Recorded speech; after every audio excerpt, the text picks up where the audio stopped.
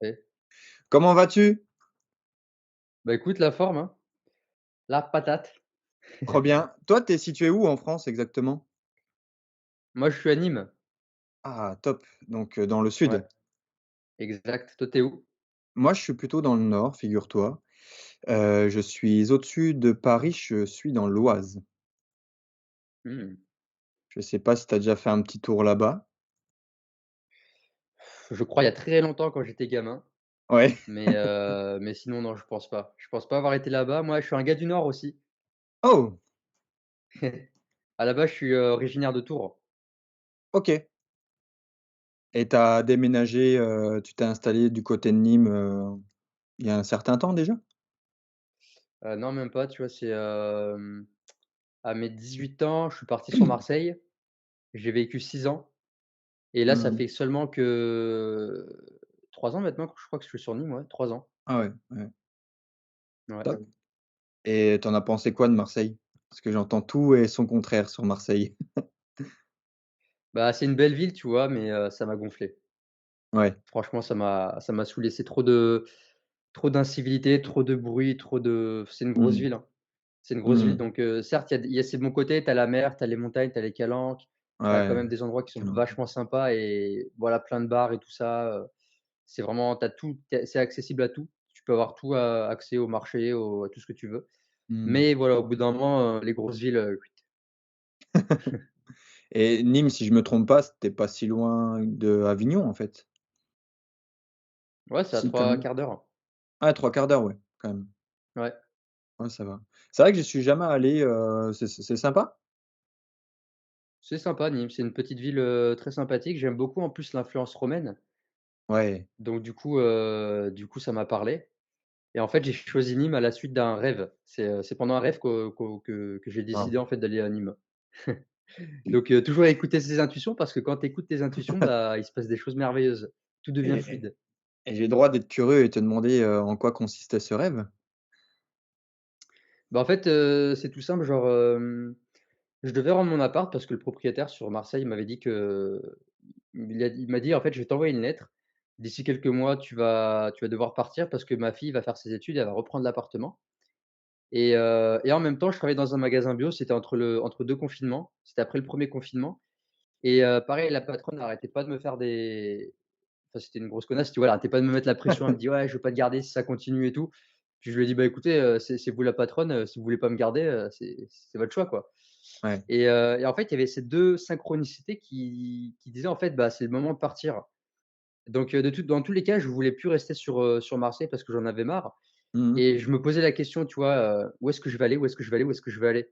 Je voulais rester dans le sud, mais j'avais absolument aucune idée. Donc ça pouvait être très bien, à l'extrême de la France de type, Bayonne, tout comme ça pouvait être, à l'extrême de l'autre côté de type, Nice, tu vois? La frontière, Mmh. italienne. Ouais. Et puis une nuit, en fait, tout simplement, j'ai fait un rêve. Il y avait mon frère devant moi. Derrière lui, il y avait les arènes de Nîmes et il m'a dit: «C'est trop bien Nîmes, c'est comme les Spartiates» et c'est tout.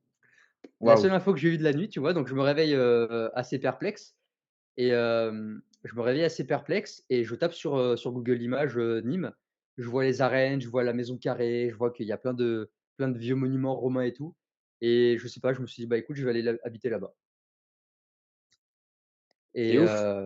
ouais et puis du coup, tu vois, j'ai fait une journée, visite d'appartement, donc j'en avais 2 que j'avais eu, en coup de cœur. Et sur la route, tu vois, sur la route pour aller à Nîmes, je vois une grosse pancarte publicitaire avec écrit, «Ici votre nouvelle vie commence». Enfin, tu vois, que des trucs de taré, quoi. Parce que tu capotes, en fait, c'est un truc de dingue et j'ai eu, en fait, l'appartement, que je voulais, idéal, donc c'est-à-dire, excentré de la ville, dans un endroit très calme, avec ma petite terrasse, mon petit jardin. Il y a que de la nature autour de moi, donc voilà. Franchement, c'est génial. En gros, tu as suivi ton intuition, l'instinct. Tu as aussi utilisé, un peu les signes que pouvait te donner la vie. Est-ce que c'est des choses qui résonnent beaucoup en toi, ça? Ou tu essaies vraiment de saisir les opportunités que peut te donner la vie? Ouais, carrément, ouais et ça demande vraiment de qu'est-ce que ça demande? Ça demande un gros travail sur soi, ça demande, pas mal d'introspection, de méditation Mmh. et d'être détaché du mental, tu vois? C'est Mmh. quelque chose qui est très difficile aujourd'hui dans notre quotidien parce qu'on on est dans une société où on cherche à capter notre attention dans tous les sens. Jamais, je crois, dans l'histoire de l'humanité, notre système nerveux a été mis à rude épreuve au quotidien. Je Mmh. veux dire, ça clignote de partout de manière constante. Il y a des sons de partout, il y a des bruits, Ouais. inhabituels, il y a des lumières artificielles. On est trop sur les réseaux et le système nerveux, il est complètement, le système nerveux, en fait, il est tout simplement fait pour recevoir, en fait, des informations de l'extérieur et aujourd'hui, il en reçoit trop. Ce qui fait que la plupart des gens aujourd'hui sont complètement coupés de leur ressenti et ils sont plus à l'écoute d'eux. Donc, dès qu'ils voient un truc, sur internet, sur les réseaux, ils voient un achat, ils savent plus ce qu'ils font. C'est complètement compulsif. Pour moi, je l'aime bien les appeler un petit peu on est des humanoïdes, c'est-à-dire qu'on a perdu notre capacité à penser par nous-mêmes. On ne réfléchit plus. On fait les choses par pulsion, parce que c'est confortable, parce que c'est facile et on remet même plus rien en question. Donc du coup, ce qui est vachement intéressant et important, c'est de tous les jours s'octroyer des moments d'introspection, tu vois? Et par Mmh. exemple, je vais faire 28 ans le mois prochain. J'ai commencé la méditation à mes 17 ans et je crois vraiment que c'est un truc qui m'a, changé la vie.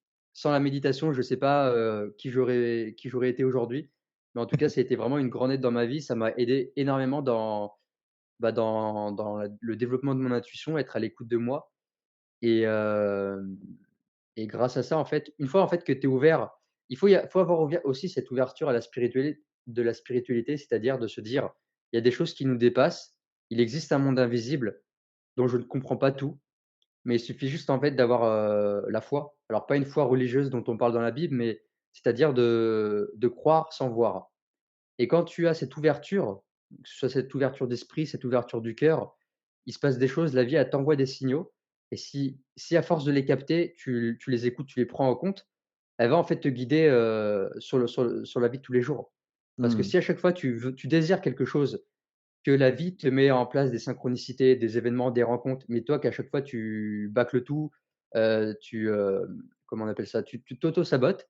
À un moment donné, la vie, elle va te dire, «Eh mais attends mon coco, je t'envoie des petites fleurs là, je te donne des petits raccourcis, tu les prends pas, maintenant tu te démerdes, hein».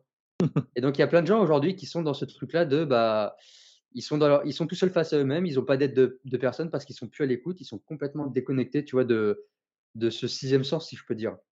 Ouais, non, je bois tes paroles, ça résonne énormément, en moi, tout ce que tu peux dire. C'est vrai qu'on on peut vite voir les gens, en fait, ils sont comme une sorte de cocotte minute, et sans forcément s'en rendre compte, tu vois? On sent vraiment qu'il peut l'avoir aussi avoir une certaine hargne, une certaine fatigue aussi, intérieure, où ils préfèrent se cacher, derrière tout ça, mettre, tu sais, balayer vraiment toute la poussière sous le tapis, à dire: «Non, non, mais moi ça va bien», un peu sous une forme de résilience, mais pas forcément une résilience, qu'on va dire positive, où, où les gens ils parce qu'on nous inculque aussi que, peut-être la vie est pas difficile, qu'il faut travailler, qu'il va falloir, être fort, pour pouvoir vivre une vie, entre guillemets «difficile». En plus, c'est vrai que les discours politiques nous aident pas forcément, on a eu Mmh. des gros discours, hein, comme «Nous sommes en guerre» et cetera, des choses qui peuvent être, fortes.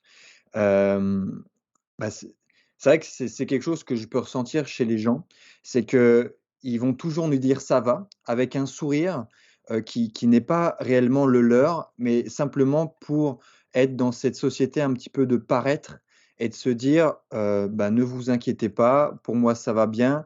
Mais au final, ce qui serait vraiment sympa, ce serait de pouvoir faire un peu d'introspection, pour pouvoir, aussi exprimer pleinement la personne qu'on est, et c'est vrai qu'il y a une question que je peux me poser comme ça, c'est pourquoi, du coup, le monde, les personnes s'obstinent autant à quand même rester dans ce même système, dans ce même schéma de pensée?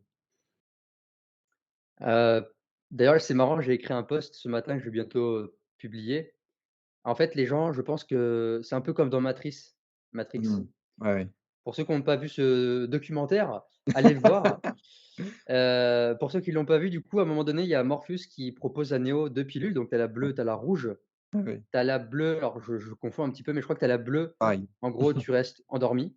Tu prends Mmh. cette pilule, tu restes dans ton monde, dans ton rê dans ta dans ce rêve éveillé, Mmh. dans cette illusion, ou tu prends la pilule rouge et tu vas te réveiller, mais ça va être une vérité qui va être, dérangeante, ça va piquer. Une autre métaphore, c'est la fameuse caverne de Platon. Alors je ne sais pas si tu connais, si les gens sont familiers avec ça? Pour expliquer la métaphore de l'allégorie de la caverne, en fait, Platon expliquait que l'être humain, le mental humain, c'était comme une personne, admettons, en fait, tu es dans ta caverne, tu es face à un mur, tu es enchaîné, attaché, tu peux pas bouger ta tête. Ta tête est gardée face au mur et la seule chose que tu vois, c'est les ombres de du monde extérieur qu'il y a derrière toi et en fait, il y a un feu derrière toi qui projette les ombres et ça, c'est ton illusion. C'est-à-dire que tu perçois le monde Mmh. d'une certaine manière. Mmh. Dans l'allégorie de la caverne et c'est aussi dans Matrix, la personne qui décide de se déconditionner, de se détacher et de sortir de la caverne, elle va être éblouie. Elle est dans le noir, elle a été dans le noir toute sa vie et là, elle sort dehors, elle se prend mais la lumière du soleil, ça lui pique les yeux, ça lui fait mal et la lumière, c'est quoi? C'est la vérité et si les gens aujourd'hui se résignent, parce que pour moi, c'est même pas c'est de la résignation, c'est-à-dire, c'est Mmh. confortable, la société me propose quelque chose qui est bien, Netflix est bien, j'ai mon nouvel iPhone, tous les ans, il y en a un nouveau qui sort, je clique sur, 3 boutons, je suis livré, Uber Eats, j'ai mon petit confort, je touche mon petit SMIC, j'habite en ville, je fais la fête, tout ça, nin. Je suis dans la matrice, je suis endormi, c'est confortable. Au fond, les gens savent qu'il y a un truc qui va pas. On sait que c'est la merde, on sait que ça pue et on sait qu'on va pas dans des choses, on va plutôt vers une dystopie. Plutôt dans une dystopie, dans un métaverse, dans quelque chose de très, très noir et j'espère que ça ne va pas arriver.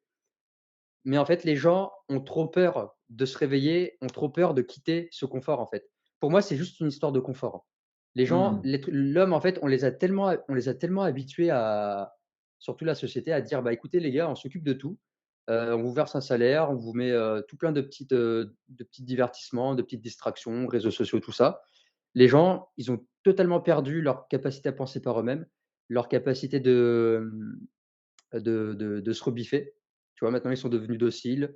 Ils se sont ramollis l'esprit, en fait et du coup, ils ont même plus la force, je pense, pour certains, de se dire: «Est-ce qu'il y a vraiment une vie meilleure que ce qu'on nous propose?» Mmh. Et d'autres personnes le savent, au fond, on le sent tous parce qu'on est tous des êtres humains et on a une âme, donc je crois que l'âme, à un moment donné, a dit: «Il y a un truc qui va pas», mais il y en a beaucoup qui vont l'étouffer par peur de justement sortir de la caverne et de prendre cette lumière dans la tronche et de prendre cette vérité, en fait. C'est une vérité qui fait mal, qui est dérangeante.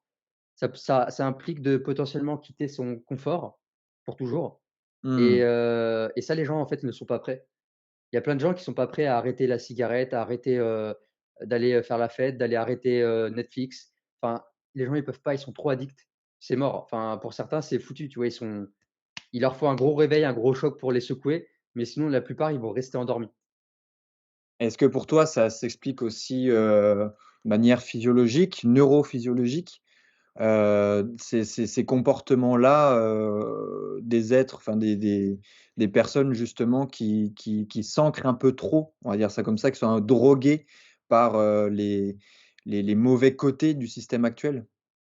Bah, ça carrément et tu vois, si on en est arrivé là dans cette société qui nous contrôle autant, qui nous manipule autant, c'est parce que les personnes qui sont en haut, dans les élites ou je ne sais où, connaissent très, très bien la physionomie de l'homme, notamment au niveau des processus neurologiques. Ils savent très bien les voies dopaminergiques, comment créer une addiction, Ouais. comment, tu vois, comment endormir les gens et l'être humain, de tout temps, il a cherché, il s'est battu, en fait, pour avoir le confort, pour avoir à manger, pour pouvoir avoir pour survivre, pour s'abriter et aujourd'hui, on nous offre tout ça. Pendant des milliers d'années, on a dû se battre. On a dû se battre.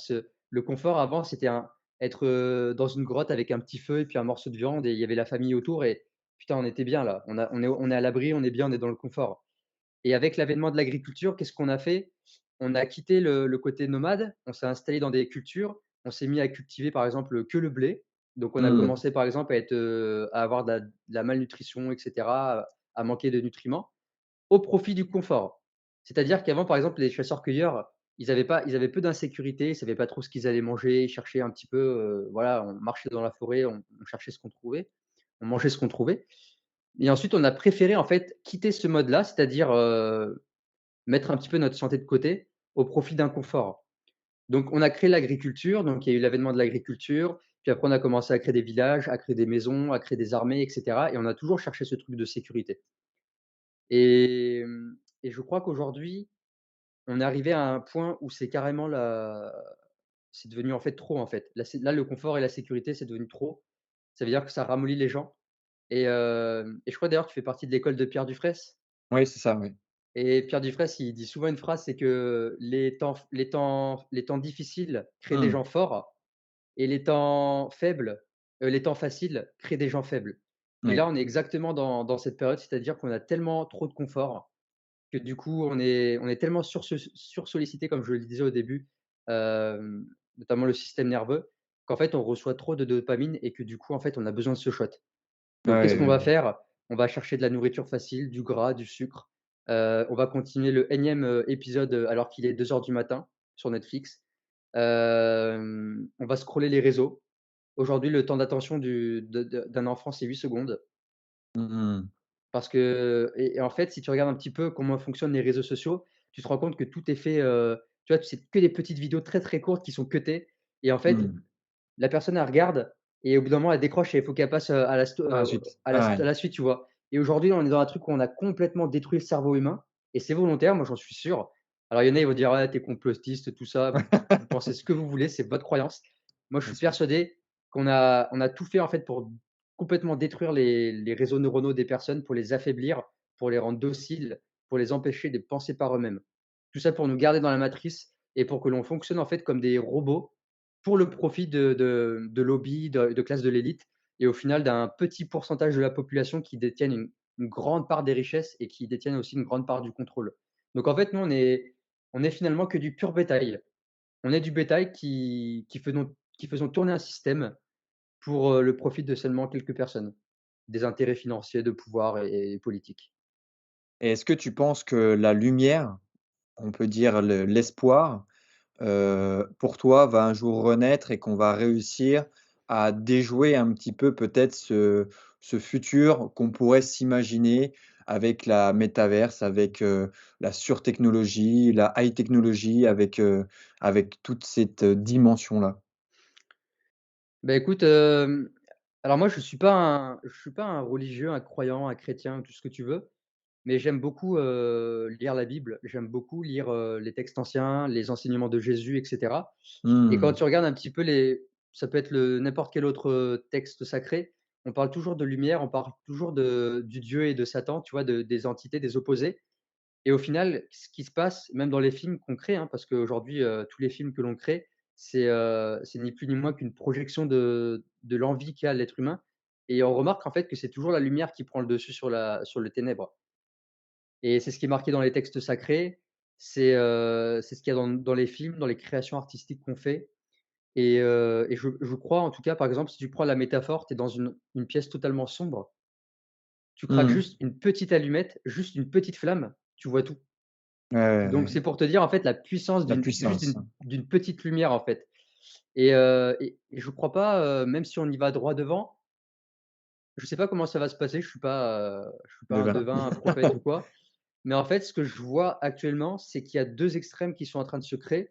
C'est-à-dire d'un Mmh. côté, tu as un extrême du côté de la technologie, de l'intelligence artificielle et du métaverse, qui n'est vraiment pas beau, c'est vraiment de la pure dystopie et il y a des films sur ce côté-là. Tu regardes Terminator, Matrix, c'est pas beau à Mmh. voir. Et Mmh. d'un autre côté, tu as une grosse ouverture à la spiritualité, un gros désir de se reconnecter à la nature. Tu as de plus en plus de personnes qui se tournent, dans la spiritualité, dans l'énergétique, le magnétisme, la lithothérapie, la thérapie par les voilà, tous ces genres de choses. Hem, donc en fait, on va dans 2 extrêmes et je pense qu'à un moment donné, il va y avoir un espèce de point de rupture où, je sais pas, il y aura peut-être une confrontation entre les 2, ou alors il Mmh. va y avoir une fusion entre les 2. Je sais pas. Donc à voir ce que ça donne, mais en tout cas, ce qui est certain, c'est qu'il y a 2 extrêmes qui sont en train de partir.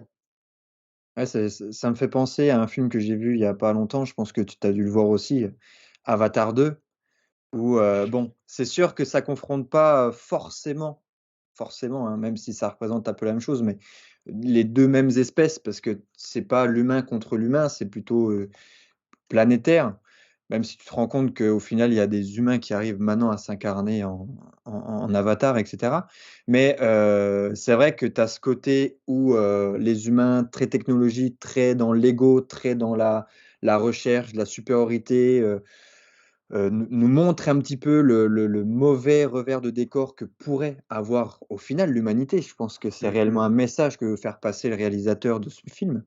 Et de l'autre côté, tu as, justement ce peuple, ces tribus qui, arrivent à vivre en communion avec la nature, qui, chassent, qui cueillent, qui, font un petit peu, si on veut, comme faisaient nos ancêtres, peut-être avec, encore plus de spiritualité parce que la nature, est dans un cadre un peu plus extrême. Mais ça encore, c'est encore une chose, que j'aime bien aborder, c'est, cet aspect où, les gens, ils sont obligés dans des films aussi de voir des super-héros ou voir des décors fantastiques pour penser qu'on a besoin de super pouvoirs pour être un héros, on a besoin d'un super environnement pour pouvoir prendre soin de son environnement.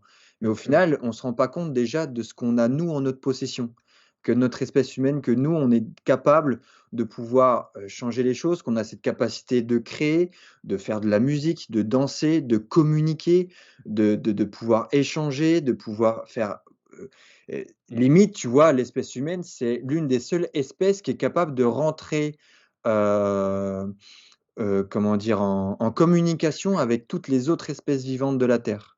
Tu vois? C'est Mmh. d'avoir cette interaction-là avec, n'importe quel animal ou n'importe quel végétal. Et ça, pour moi, c'est un super pouvoir. Et aujourd'hui, si on n'est pas Superman, Spiderman ou autre, bah, notre vie, elle se résume à ce que c'est la vie une vie normale. Alors que c'est vrai que derrière, quand on a du recul, on peut se dire: «On a une immensité, on a un pouvoir qui est assez dingue». Et bon, ça, c'était ma petite parenthèse, mais pour en venir, du coup, au film Avatar, toi, tu l'as vu ce film-là? Ouais. Ouais, ouais, ouais. Ouais. Et qu'est-ce qui t'a fait, ressurgir un peu comme, comme émotion ou comme, comme moralité? Alors déjà, ça faisait déjà 13 ans que je l'attendais le film Mmh. et quand je l'ai en plus, je suis allé le voir en 3D et franchement, j'étais au bord des larmes pendant Ouais, quasiment tout le long du film quand je ouais. voyais la beauté. J'étais vraiment plein de gratitude de voir la beauté de l'univers de Pandora, tu vois? De voir, toutes ces plantes, tout ça en 3D, c'était tellement beau. Ensuite, quand ils arrivent dans la nouvelle population, quand tu vois l'eau, comment Ouais, c'est ouais. fait dans les sous-marins et j'étais là: «Mais putain, ce que c'est beau» et en fait, je voyais tous les messages de, tu vois, ces peuples Na'vi qui sont hyper connectés dans la spiritualité. C'est du chamanisme, en fait, hein. Mmh. Je veux dire, il y a des peuples, aujourd'hui encore et même avant qui le faisaient, en fait. Comme tu disais, c'est qu'on a cette capacité de communiquer avec les plantes, avec voilà, les animaux et cetera, de peut-être même d'influencer, je crois, la météo et après en fait, je suis passé par plein d'émotions dans Avatar, c'est des sentiments de gratitude, d'émerveillement, de beauté, c'est ça la vraie vie, c'est ça que je veux moi aussi, j'ai envie de retrouver cette connexion à la nature et puis d'un côté, bah, dès que tu as l'humain qui arrive avec ses grosses machines de merde et qui commence à vouloir, tout brûler, des racines et tout, et j'avais cette Mmh. colère, tu vois? De se dire: «Mais pourquoi l'être humain, pourquoi il faut qu'il détruise tout?» N'importe où il fout son pied, il y a un endroit qui est super beau, c'est féerique, cet abruti, il arrive, il faut absolument qu'il utilise quelque chose, il y a une ressource. «Ah, il faut récupérer ça parce que ça va nous coûter de l'argent, parce que je vais être puissant, ceci, cela». Mais Mmh. putain, j'arrive pas à comprendre, moi ça m'énerve. Mmh. Tu vois, ça me foutait en colère dans le film et ça me met en colère dans la réalité parce que c'est exactement la réalité, en fait. C'est l'être humain, il détruit tout, en fait. Il a fait ça depuis la nuit des temps. À l'époque, par exemple, des australopithèques, quand il était chasseur-cueilleur, il arrivait dans un nouvel endroit, qu'est-ce qu'il faisait? Il cramait tout. Il cramait la forêt entière, comme ça, il savait qu'il avait tué tous les prédateurs, les ours, les machins. Il s'installait, il disait: «Écoutez, c'est moi le patron». Et en fait, il s'est totalement déconnecté à la nature en se disant: «La terre, bah, écoute, c'est une ressource. Tiens, il y a du bois, on va pouvoir faire des meubles IKEA, on va pouvoir créer du plastique, on va pouvoir, tiens, jeter, il y en a trop, vas-y, jette-en un petit peu dans la mer parce que comme ça se verra pas dans l'eau, ça va se cacher». Et l'être humain, en fait, il s'est accaparé tout seul, lui-même, le statut de, je sais pas, de Dieu, je sais pas, de Superman, tu vois? Et ça me fout en rogne. Ça Mmh. m'énerve, tu vois? Alors qu'en fait, on pourrait tellement, si on vivrait comme les Na'vi, on pourrait tellement ça pourrait être le paradis sur terre, en fait. Ce serait une utopie. Mmh. Mais je pense qu'il y a cette entité en nous qui s'appelle l'ego, le mental et c'est ça, en fait, qu'on doit réussir à maîtriser ou du moins, fusionner avec pour pouvoir créer la paix sur terre, le paradis.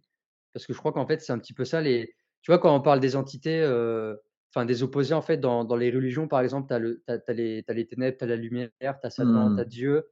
Bah, nous en fait on a notre âme et on a je crois, bah, l'ego en fait. On a vraiment les désirs, en nous on a à la fois en nous l'amour et la destruction Ah c'est et aujourd'hui la société ne favorise pas en fait le côté amour. On fait tout pour créer de la séparation, on fait tout pour nourrir le mental, l'ego et c'est un peu comme Venom en fait, tu peux prendre, mmh, j'aime bien cette métaphore, c'est-à-dire que Venom en fait c'est l'ego. Il est carrément c'est un symbiote qui est venu sur l'humain, il contrôle complètement l'humain, alors que l'humain lui il a 2 désirs, il sait ce qui est bon au fond de lui, mais en fait il y a cet ego, il y a ce Venom dessus, ce symbiote qui a pris le dessus et qui prend totalement le contrôle. mmh et moi j'ai une interrogation par rapport à ça, peut-être un peu, qui a cherché à peine plus loin parce que c'est vrai que la Terre au final quand on regarde, son système, de comment elle fonctionne, on peut remarquer quand même que la nature, il y a une harmonie qui se crée entre elles, que tout communique entre elles, que ce soit d'un côté spirituel ou voire même scientifique, on peut se rendre compte aujourd'hui que, vraiment la Terre a réussi à créer, une symbiose pour pouvoir donner la vie, aux êtres vivants ou à n'importe quelle autre chose et je me demande si l'espèce humaine est apparue avec ces critères-là, enfin avec ces comportements-là, est-ce qu'il n'y a pas une raison derrière tout ça? Ou peut-être qu'un jour, notre système, notre façon de fonctionner et de penser va réellement servir un jour à la planète parce que, imaginons qu'elle se prépare à quelque chose dont on n'a même peut-être pas conscience? Ou est-ce que, au contraire, ce serait pas une complète erreur de sa part de s'être dit: «Je vais essayer de tester quelque chose d'encore plus fort», tu vois? Parce que c'est vrai qu'à tout a évolué, hein. On part de l'espèce humaine qu'on est aujourd'hui et puis qu'on c'est vrai qu'on idéalise beaucoup l'espèce humaine, on peut vite les mettre dans un comme tu as dit justement, dans un cadre divin ou voire même supérieur. Mais avant ça, il y avait juste des petites cellules, il y avait juste, la création de l'eau, il y avait enfin même si ça a toujours été, un peu construit ensemble. Mais tu vois, tu je sais pas si tu vois un petit peu mon schéma de pensée. Est-ce que c'est vraiment la nature qui nous a fait de cette manière-là, sans forcément parler du divin, mais parce qu'on va certainement être utile? Parce que si ça se trouve un jour, ça va être tellement être la merde et on est réellement et sincèrement les seuls à pouvoir avoir un vrai levier d'action sur reconnecter l'ensemble des choses. D'autres espèces ne le peuvent pas, enfin, pas à ma connaissance. Et ou sinon, ça a été, vu que la Terre fonctionne toujours de par essai-erreur. Aujourd'hui, on a vraiment, la dernière version, un peu comme l'ordinateur avec sa dernière mise à jour, la version parfaite de ce qui est capable de nous donner la Terre, en fait. Je ne sais pas si ça te parle un petit peu tout ce que je suis en train de te dire? Bah, ça me parle et je sais pas trop comment me positionner parce que encore une Ouais. fois c'est que des hypothèses et des théories. Moi je pense pas que ce soit une erreur de la nature parce que pour moi l'erreur dans la nature, j'ai envie de dire qu'elle n'existe pas. Quand Mmh. tu regardes que la nature elle est parfaite, là ces derniers temps je m'intéresse beaucoup à la géométrie sacrée et tu vois que la géométrie sacrée elle est partout, le fameux nombre d'or, Mmh. tu vois ça dans les coquilles d'escargots, dans les coquillages, dans les cyclones. Tu vois ça dans en fait, tout est parfaitement proportionnel au millimètre près, tout est parfaitement orchestré et du coup, je me dis: «C'est impossible qu'il y ait une erreur», enfin, ou alors s'il y a une erreur, elle est réparée, je sais pas. Donc je me dis: «Soit on a été mis sur cette terre de manière neutre», c'est-à-dire au début on n'avait pas d'ego et puis petit à petit, en fait, avec je sais pas, peut-être l'évolution biologique, on a fait des choix, on a fait des actions qui nous ont menés à nourrir cet ego. Soit c'est un test du divin et de la nature pour dire: «OK, on va mettre cette partie, cette entité en eux. Petit à petit, ça va peut-être de plus en plus les contrôler, mais peut-être que le but de l'existence humaine, c'est de transcender cet ego et c'est Mmh. peut-être un test». Donc c'est soit un truc biologique, c'est-à-dire que par nos actions qu'on a fait, on a, sans le vouloir, nourri cet ego et aujourd'hui, il a totalement pris le dessus ou soit alors c'est un test du divin pour, voilà, c'est pour, nous dire: «Bah, écoutez, il y a une merde dans votre cerveau. Il y a un petit parasite, un petit virus, il va falloir le transcender, il va falloir le passer au-delà, sinon on n'atteindra pas la mission, enfin le but de l'humanité». Mmh. Je crois profondément en fait qu'on est, un peu comme dans Matrix, c'est-à-dire qu'on est dans une simulation. On est sur terre pour apprendre quelque chose, pour recevoir un pou on est sur terre pour apprendre tout simplement. Donc certes, il y a ce truc dont tu parlais de essai-erreur, ça c'est une certitude, hein, on a fait que ça Ouais, aussi ouais. de tout temps. Ouais, ouais. Donc ouais, je sais pas quoi dire de plus, mais je crois qu'on est dans ouais, dans une genre de simulation et qu'on est là pour apprendre. On est là aussi pour se tromper, pour faire des erreurs et heu et voilà. En tout cas, ce qui est certain, c'est qu'on fait beaucoup d'erreurs. Ouais, non, ça c'est sûr, c'est une interaction que je me demande, mais c'est vrai qu'en connaître la réponse, c'est assez complexe parce que comme tu le dis, on n'est pas devin, on sait pas, vraiment, même notre existence. Qu'est-ce qu'on fait là, quoi? Tout simplement et Ouais, c'est vrai carrément, que ouais. c'est ça qui rend la vie belle aussi, le fait que ce soit imprévisible, le fait qu'on ne sache pas, le fait qu'il y a encore plein de choses dont on a envie de savoir et de connaître et d'aller chercher à pousser. Je pense que c'est aussi l'une des beautés et les avantages, de l'être humain, c'est, outre ce côté, on va dire un petit peu où il est en capacité de pouvoir saccager quand même pas mal de choses, il a quand même en sa possession, hem, une réelle, mise en lien, si tu veux, de tout ce qui peut se produire, de tout ce qui peut se passer, de tout ce qu'il peut observer. Il va comprendre juste, vraiment avec, cette possibilité peut-être d'imaginer les choses, à, à anticiper un peu plus. C'est pour ça que je trouve ça, fascinant et ça je l'ai lu pas mal dans le bouquin Sapiens, si tu l'as lu ce Ouais. bouquin? Ouais. Où en fait, c'est ça qui a fait la particularité, réelle, notamment du Sapiens et voire même des autres hommes, mais particulièrement du Sapiens, c'est cette capacité à, bah, en fait, quand on voit un tigre, par exemple, c'est pas juste on prévient les potes à fond et puis on se barre en courant. C'est que le Sapiens a vraiment cette capacité à aller voir ensuite les autres, leur dire: «Il y a un tigre, si dans 5 minutes et qu'on se met pas dans l'arbre là-bas, là-haut, je pense que ça va très mal finir pour nous. Donc on prend tout le monde et on fait ça». Parce qu'ils avaient cette imagination de vraiment se voir, de percevoir, comme un peu des rêves, tu vois? Bah, le fait que le tigre sera là dans instinctivement tant de temps et que si c'est pas, et si qu'ils mettent pas un levier d'action direct et bien, ils voient déjà, ben, peut-être sa famille morte ou, peut-être des blessés ou peut-être, quelque chose, vraiment qui était pas souhaitable pour la survie à la base. Donc c'est vrai que est-ce que aussi ce serait pas cet instinct de survie, heu, qui a toujours existé depuis la nuit des temps et auquel la nature n'arrivait pas peut-être forcément, tu vois, à trouver une solution là-dessus. Elle s'est dit: «Ben, OK, je vais essayer peut-être de donner, une possibilité à un être, de lui faire deviner carrément comment va se passer le futur». Ou en tout cas de lui faire, tu vois, prévoir que ça va certainement se passer comme ça et au pire si ça passe pas, ben, il a subi un bon stress et puis, bah, il fera une bonne nuit de sommeil et puis ça reviendra, comme avant, quoi. Tu parles de la capacité au mental à créer les pires scénarios, c'est ça? À anticiper, en Ouais, fait, la capacité mmh, d'anticiper? exactement, oui.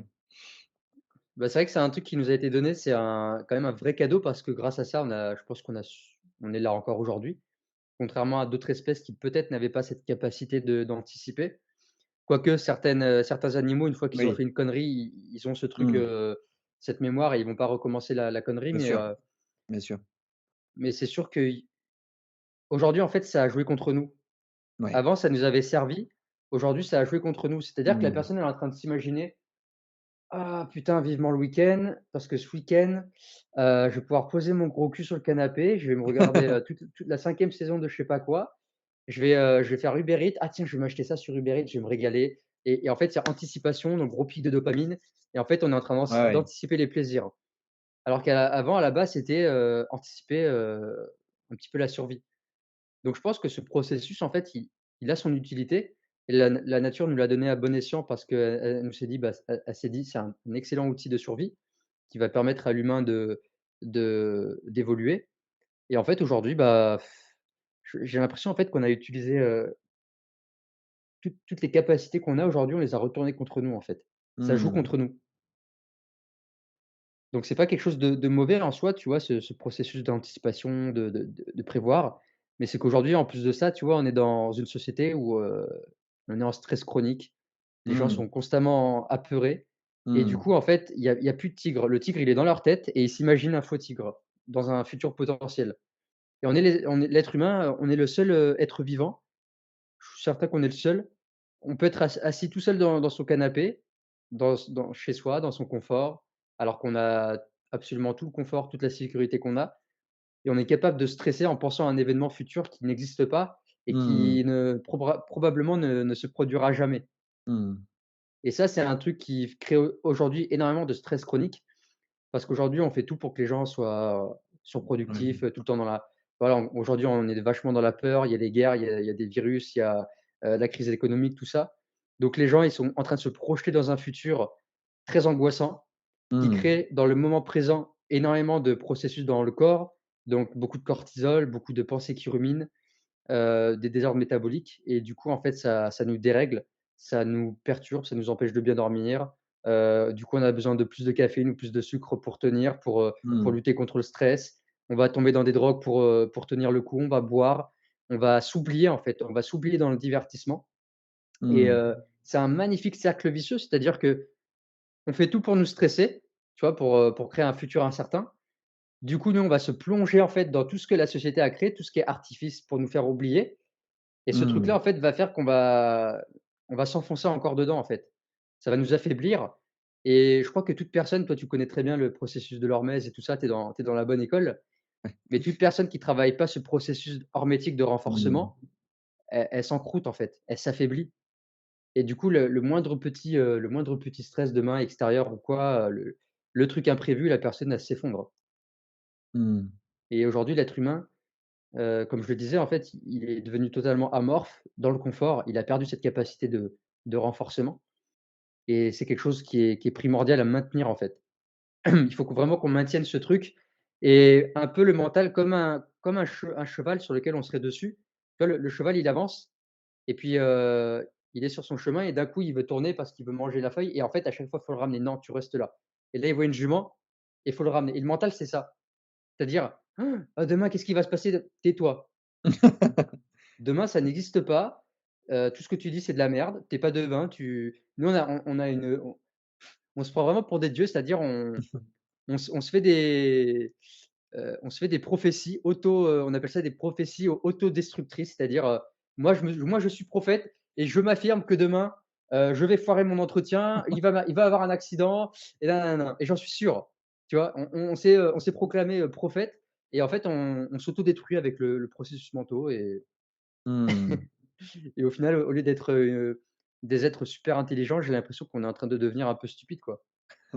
Ah, c'est sûr et toi, comment tu fais justement pour aider les gens à se recentrer un peu plus sur ces problématiques-là? Parce qu'au final, vu que c'est quand même, toi, le corps, et la société nous arrive quand même à persuader quand même notre pensée, notre corps que c'est la bonne manière d'agir et je me rends compte avec les échanges que j'ai de plus en plus de gens qui sont perdus parce qu'il y a trop d'informations, perdus parce qu'ils sont fatigués, ils ont plus l'énergie de donner de l'effort alors qu'on leur vend de, on leur vend, bah, justement, le confort, tu vois? Les gens sont de plus en plus confortables, mais ils sont de plus en plus fatigués.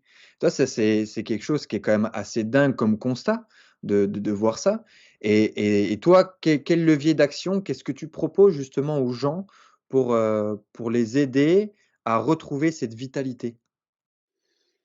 Prenez votre télé, balancez-la par la fenêtre, déjà. Le premier truc à faire, c'est de couper tout ce qui te bouffe de l'énergie, de l'attention. Parce que les Mmh. gens aujourd'hui, s'ils sont claqués, ils ont même plus d'énergie, c'est qu'ils fractionnent leur énergie de partout. C'est-à-dire, il y a une partie de leur énergie qui vont dans leur téléphone, dans leurs réseaux sociaux. Il y a une partie de leur énergie qui vont dans leur travail.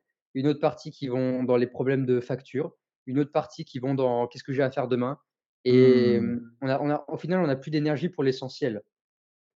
Et la première chose à faire, comme tu le disais, c'est qu'on est dans une société qui nous dit: «Ouais, qu'est-ce qui est bien à faire?» et tout ça. Tu regardes sur Instagram aujourd'hui, mais tu t'y perds. La personne qui a envie de se reprendre en main, mais elle se noie, elle a envie d'abandonner. Ah ouais, Tu ouais. as un naturopathe qui lui dit ceci, l'autre qui lui dit cela, l'autre qui lui dit machin et tu as 10 000 dogmes et croyances et tout ce que tu veux. Donc le premier truc à faire, c'est de réduire ça, en fait. Par exemple, moi, j'ai pas de télé chez moi, j'ai arrêté la télé. Je regarde plus les infos depuis des années et d'ailleurs, j'ai appris le jour du premier match qu'il y avait la coupe du monde Ah ouais? et je disais, il y avait la France contre je sais plus qui, je dis: «Ah ouais, c'est quoi? C'est un match, bah non, c'est la coupe du monde». «Ah mais il y a la coupe du monde?» «Ah mais» Avec le Qatar. ouais, mais je sais alors pour te dire à quel point je suis, Ouais, complètement ouais. déconnecté Moi, je parce qu'en suis fait on est c'est enfin, tu peux te mettre à manger, tu vois, comme la plupart des familles font le soir, on se met à table à 20h, on allume le journal de 20h et on regarde la guerre, on ah regarde ouais, tout ça. ouais. Mais qu'est-ce que ça te sert dans ta putain de vie? Mmh. Est-ce que ça va te servir? Et les gens, ils disent: «Ouais, mais il faut être quand même bien au courant de ce qui se passe sur terre». Non, ça sert à rien, en fait. Et les gens vont dire: «Ouais, mais attends, mais c'est important, il y a des gens quand même qui se font, tu des femmes qui se font tuer en ce moment en Ukraine, machin». OK, je suis pas en train de nier qu'il y a de la merde sur terre, que c'est le chaos. Simplement, ce que je dis, c'est que j'ai pas envie d'être au courant, j'ai pas envie de porter mon attention sur ça parce que moi, ça me prend de l'énergie, ça me crée de la peur et que moi tout seul à Nîmes, là, dans mon petit appartement, qu'est-ce que tu veux que je fasse? Je peux rien faire. Mmh. Ah, faites un don à l'Ukraine, donnez 2 €, oui. On nous mène en bateau parce que l'argent, on peut le trouver n'importe où, hein. Quand il faut créer, un stade de foot, en 2 mois pour le Qatar, la coupe du monde, là, il y a de l'argent. Donc faut pas qu'on vienne se foutre de ma gueule avec leurs infos qu'on te balance constamment à la journée. Donc le premier truc à faire, c'est d'arrêter de regarder la propagande parce que les infos aujourd'hui, les publicités, la radio, tout ça, c'est de la propagande, c'est de la désinformation, c'est faux et la plupart des gens le savent et ils continuent. Donc déjà, si tu as envie de te déconditionner, de récupérer de l'énergie, arrête de donner ton énergie, c'est-à-dire ton attention dans ces conneries. Parce que justement, ces médias, ce qu'on appelle des égrégores, ça va nourrir l'égrégore de la peur, ça va les enrichir, ça va leur donner plus de pouvoir. Donc si on veut les Mmh. affaiblir, en 1er lieu, c'est d'arrêter ces putains de médias, de cette télé, les publicités, tout ce que tu veux. Aux limites, si ça t'impacte vraiment, le plus, ce serait d'aller carrément sur place pour avoir un vrai, champ d'action, pour être présent, pour pouvoir Ouais, aider ce qui peut justement te révolter ou autre, quoi. exactement, ouais. Si vraiment ça te tient à cœur, vas-y, va, je sais pas, va dans l'armée, dans un truc humanitaire, mais ne viens pas me critiquer en mode, «Ouais, mais quand même, tu es en train de nier ce qui se passe sur terre, nin nin nin». Toi, tu fais quoi? Tu es juste sur Instagram en train de faire des reposts dans tes stories en disant, «Oh regardez, il y a une photo d'un enfant qui est» enfin, tu vois? On vit dans un monde Mmh. pervers, c'est-à-dire on est là avec nos caméras, on est en train de regarder ce qui se passe et on est en train de commenter, de faire des trucs, de dire: «Ah ça c'est bien, ça c'est mal». On est en train de dire: «Ça c'est lui c'est la victime, lui c'est le gentil, lui c'est le méchant» et moi ça m'énerve tout ça, c'est, heu, c'est fait en fait pour c'est typiquement fait en fait pour créer le chaos dans nos cerveaux en fait, Mmh. pour créer de la séparation, pour créer de la peur et pour nous contrôler encore une fois et ça m'énerve donc c'est le premier truc en fait à c'est de couper tout ça en fait, ça sert à rien. Mmh. C'est Ouais, malheureux à dire, puis hein, c'est ouais, malheureux à c'est dire mais ça sert à rien. c'est vrai qu'on Qu'est peut être vu, perçu comme extrémiste, quand on peut avoir ce genre de pensée, mais c'est les gens ne se rendent pas compte aussi que les images, qui sont faites pour nous faire apeurer sont des images qui sont elles aussi extrêmes et rares. Où tu vas Ouais, avoir, bah, ne sortez pas dans la rue à minuit parce que vous allez vous faire agresser si vous êtes une femme, parce qu'en fait, ils montrent ça à la télé d'une femme qui s'est fait agresser, mais tu vois, le pourcentage de probabilité que ça puisse t'arriver, il est quand même minime et faible, même si on sait très bien que dans certains quartiers ou certaines zones ou certains pays, ça peut craindre un peu plus qu'un autre. Après, voilà, faut être bien conscient, mais il faut pas non plus tout avaler ce qu'on nous donne. Il faut justement, regarder ce qu'il y a sous nos pieds et ce qu'il y a ouais, vraiment à côté de nous pour se dire: «Mais en fait, tout ce qu'on essaye de nous vendre ou tout ce qu'on essaye de nous dire, oui, c'est vrai, il y a certainement de la vérité dans tout ça, mais ça ne représente vraiment qu'un minime pourcentage de réalité et que surtout le plus gros pourcentage, celui qui est quand même tourné vers la lumière, l'espoir et cetera, c'est ce qui représente quand même la plupart du temps la vraie vie quoi, la vraie vérité et c'est vrai que les gens quand, ils peuvent nous écouter, ils peuvent se dire: «Ce sont des gens qui, vont toujours, critiquer, parce que tout est noir, tout est, fait pour, nous faire peur, nous mentir et cetera». Bah non, juste nous on est sortis de tout ça justement. On est sortis de tout ça. On a compris et on veut vous faire comprendre toute la lumière qu'il y a derrière. tu vois? C'est que vous, vous Amen. êtes dans votre petite, ombre, vous êtes caché dans votre ombre avec une capuche et il faut juste enlever la capuche et tu verras qu'au final, même s'il fait gris, même s'il pleut un peu, il y a de la lumière et que ça fait du bien, ça te fait du bien à ton corps. Moi, je le vois encore aujourd'hui, un peu dans le nord, il fait un peu frais. L'hiver, je suis tout seul dans mon jardin, tu vois? À, bon limite parce que je m'entraîne torse nu ou voire même en t-shirt et les gens, alors qu'il pleut, même ma voisine, elle m'a vu l'autre jour, elle me dit: «Mais Victor, je te vois tous les matins sortir de chez toi, pieds nus, en short, en t-shirt, mais tu es un malade!» Je lui dis: «Mais déjà, je suis j'ai c'est un entraînement entre guillemets, tu vois? Je suis pas sorti du jour au lendemain, comme ça, j'y vais, quand tu apprends un peu le froid, tu sais que c'est des étapes, c'est comme l'entraînement, tu Bien soulèves sûr. pas 200 kilos d'un coup, quoi». Et je lui dis: «Mais c'est ça la vie, c'est je sors dehors, je sens, cette fraîcheur, j'ai toute la lumière du soleil qui me permet d'avoir une meilleure harmonie, physiologique et et derrière, ça me permet d'avoir moins peur de faire certaines choses. Je me dis: «Ben, tout ce qu'on peut me vendre, je vais essayer de» ça reste quand même dans un coin de ma tête, mais dans un autre sens, j'ai aussi à me dire: «Enlève toutes ces croyances, fonce, vas-y». Parce que si ça se trouve, tu passes à côté de choses qui peuvent et qui doivent et qui sont même, quand tu les vis, merveilleuses et et voilà, on n'a qu'une life, quoi. Ouais, mais carrément, c'est magnifique ce que tu dis et c'est vraiment mon message que je veux transmettre quand si les personnes qui me suivent sur Instagram, c'est un message qui revient souvent, c'est de penser par soi-même. Mmh. Ça veut pas dire ah, qu'il y a un mec qui a un costard cravate qui passe devant une télé. Ça veut pas dire que la personne elle a une blouse blanche, qu'elle travaille dans un laboratoire. Mmh. Ça veut pas dire que la personne elle a été diplômée de médecin de je ne sais quoi, qu'elle détient la vérité ou ce qu'elle dit est vrai. Même Bouddha, il disait, en tout premier lieu: Ne croyez pas ce que je dis». Mmh. Même Bouddha. Donc en fait, même là, ce qu'on est en train de dire, les gens qui sont en train de dire: «Ouais, ils sont sceptiques ou quoi», OK, mais faites l'expérience en fait. Mmh. Juste expérimentez et parce qu'aujourd'hui, en fait, c'est ça, en fait, c'est le on attend la béquée des politiques, du système, de comment ils vont nous dire d'agir. C'est juste ça, en fait. Comme des petits oisillons qui attendent la béquée. Mmh. Alors que comme tu dis, on a juste à lever la capuche et à vivre, en fait, à expérimenter, à sortir de nos croyances. Et tu vois, en parlant de croyances, je me suis beaucoup, avec toutes ces recherches que j'ai fait dans l'alimentation, dans l'hormèse, l'ayurveda, je suis passé par plein de stades, tu Mmh. vois? La respiration et cetera.